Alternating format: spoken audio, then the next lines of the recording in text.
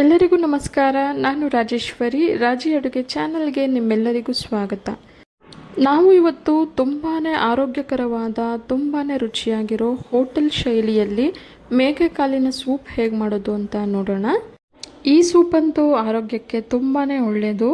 ಈ ಸೂಪನ್ನು ಕುಡಿಯೋದ್ರಿಂದ ಮಂಡಿ ನೋವಿರೋರಿಗೆ, ಮೂಳೆ ನೋವಿರೋರಿಗೆ, ಬಾಣಂತಿಯರಿಗೂ ಸಹ ತುಂಬಾ ಒಳ್ಳೆಯದು. ಇದನ್ನು ಕುಡಿಯೋದ್ರಿಂದ ಇಮ್ಯುನಿಟಿ ಪವರ್ ಕೂಡ ತುಂಬಾ ಹೆಚ್ಚಾಗುತ್ತೆ. ಮಕ್ಕಳಿಗೂ ಸಹ ತುಂಬಾ ಒಳ್ಳೆಯದು. ಬನ್ನಿ ಈಗ ಮೇಕೆಕಾಲಿನ ಸೂಪ್ ಹೇಗೆ ಮಾಡೋದು ಅಂತ ನೋಡೋಣ. ಮೊದಲಿಗೆ ಬಿಸಿಯಾಗಿರೋ ಕುಕ್ಕರ್ಗೆ ಅರ್ಧ ಟೀ ಸ್ಪೂನಷ್ಟು ಎಣ್ಣೆನ ಸೇರಿಸಿ 4 ಮೇಕೆಕಾಲುಗಳನ್ನು 4ರಿಂದ 5 ಸಲ ಚೆನ್ನಾಗಿ ತೊಳೆದು ಸೇರಿಸ್ಕೊಳ್ತಾ ಇದ್ದೀನಿ. ಈಗ ರುಚಿಗೆ ತಕ್ಕಷ್ಟು ಉಪ್ಪು, ಅರ್ಧ ಟೀ ಸ್ಪೂನಷ್ಟು ಅರಿಶಿನ ಪುಡಿಯನ್ನು ಸೇರಿಸಿ ಮೀಡಿಯಂ ಫ್ಲೇಮಲ್ಲಿ 2ರಿಂದ 3 ನಿಮಿಷ ಫ್ರೈ ಮಾಡ್ಕೊಳ್ಳೋಣ. ಮೇಕೆ ಕಾಲು ಬದಲಿಗೆ ಕುರಿ ಕಾಲನ್ನು ಸಹ ಬಳಸಿ ಇದೇ ರೀತಿ ಸೂಪನ್ನು ಮಾಡ್ಕೋಬಹುದು. 2 ನಿಮಿಷದ ನಂತರ ಮೇಕೆ ಕಾಲೆಲ್ಲ ನೋಡಿ ಚೆನ್ನಾಗಿ ಫ್ರೈ ಆಗಿದೆ. ಈಗ ಇದಕ್ಕೆ 1 ಲೀಟರಷ್ಟು ನೀರನ್ನು ಸೇರಿಸ್ಕೊಳ್ತಾ ಇದ್ದೀನಿ. ನೀರು ಸೇರಿಸಿದ ನಂತರ ಒಂದು ಸಲ ನಿಧಾನಕ್ಕೆ ಮಿಕ್ಸ್ ಮಾಡಿ ಕುಕ್ಕರ್ ಲಿಡ್ನ ಮುಚ್ಚಿ 10 ವಿಸಿಲ್ ಕೂಗಿಸ್ಕೋಬೇಕು. ಈ ಮೇಕೆ ಕಾಲು ಚೆನ್ನಾಗಿ ಬಲ್ತಿರೋದ್ರಿಂದ 10 ವಿಸಿಲ್ ಕೂಗಿಸ್ಕೊಳ್ತಾ ಇದ್ದೀನಿ. ತೀರಾ ಎಳೆದಾದರೆ 6ರಿಂದ 7 ವಿಸಿಲ್ ಕೂಗಿಸ್ಕೊಂಡ್ರೆ ಸಾಕು. ಈಗ ಈ ವಿಸಿಲ್ ಬರೋ ಅಷ್ಟರಲ್ಲಿ ನಾವು ಸೂಪ್ಗೆ ಬೇಕಾಗಿರೋ ಮಸಾಲಾನ ರೆಡಿ ಮಾಡ್ಕೊಳ್ಳೋಣ. ಕಡಾಯಿಗೆ 1 ಟೀ ಸ್ಪೂನಷ್ಟು ಎಣ್ಣೆನ ಸೇರಿಸಿ ಎಣ್ಣೆ ಬಿಸಿಯಾದ ನಂತರ ದಪ್ಪ ಗಾತ್ರದ್ದು 1 ಈರುಳ್ಳಿಯನ್ನು ಈ ರೀತಿ ಕಟ್ ಮಾಡಿ ಸೇರಿಸ್ಕೊಂಡಿದ್ದೀನಿ. ನಂತರ 2 ಗಡ್ಡೆ ಬೆಳ್ಳುಳ್ಳಿ, 2 ಇಂಚು ಶುಂಠಿ, ಸ್ವಲ್ಪ ಕರಿಬೇವನ್ನು ಸೇರಿಸಿ 1 ನಿಮಿಷ ಫ್ರೈ ಮಾಡ್ಕೊಳ್ಳೋಣ. ಈರುಳ್ಳಿ ಚಿಕ್ಕದಾದರೆ 2 ಸೇರಿಸ್ಕೊಳ್ಳಿ, ದಪ್ಪ ಗಾತ್ರದ್ದಾದರೆ 1 ಸೇರಿಸ್ಕೊಂಡ್ರೆ ಸಾಕು. ಈಗ ಇದಕ್ಕೆ 1 ಇಂಚು ಚಕ್ಕೆ, 2 ಲವಂಗ, 1 ಏಲಕ್ಕಿ, 3 ಒಣಮೆಣಸಿನ್ಕಾಯಿ, 1 ಟೀ ಸ್ಪೂನಷ್ಟು ಜೀರಿಗೆ, 1 ಟೀ ಸ್ಪೂನಷ್ಟು ಮೆಣಸನ್ನು ಸೇರಿಸಿ ಮೀಡಿಯಂ ಫ್ಲೇಮಲ್ಲಿ 2 ನಿಮಿಷ ಫ್ರೈ ಮಾಡ್ಕೊಳ್ಳೋಣ.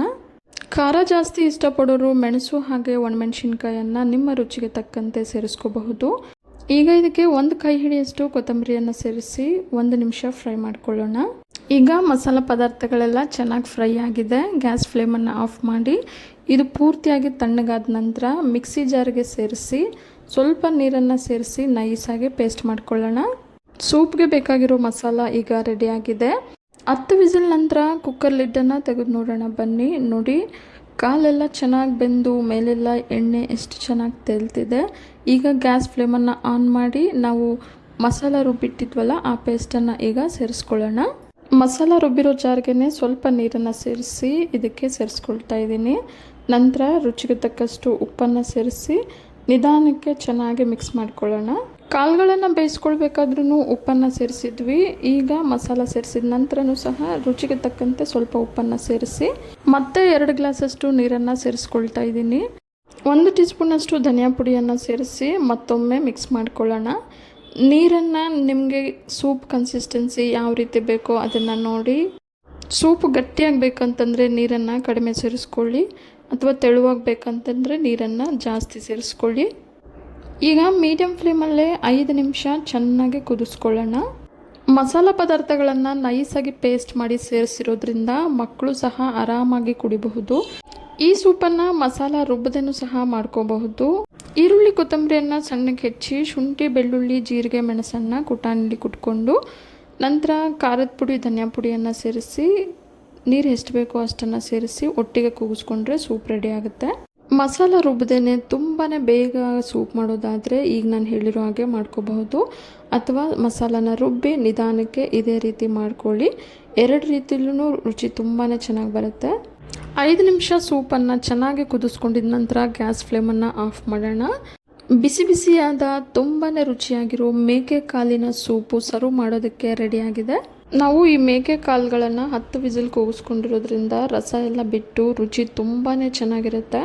ತಿಂಗಳಿಗೊಮ್ಮೆ ಆದರೂ ಈ ರೀತಿ ಸೂಪನ್ನು ಮಾಡಿ, ಆರೋಗ್ಯಕ್ಕೆ ತುಂಬಾ ಒಳ್ಳೆಯದು.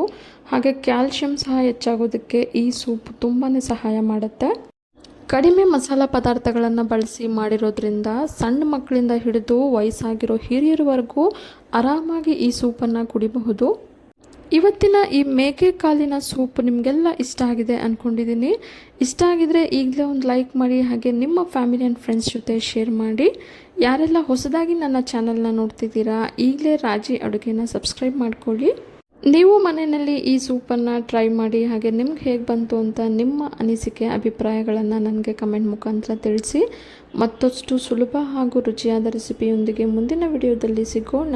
ಧನ್ಯವಾದಗಳು.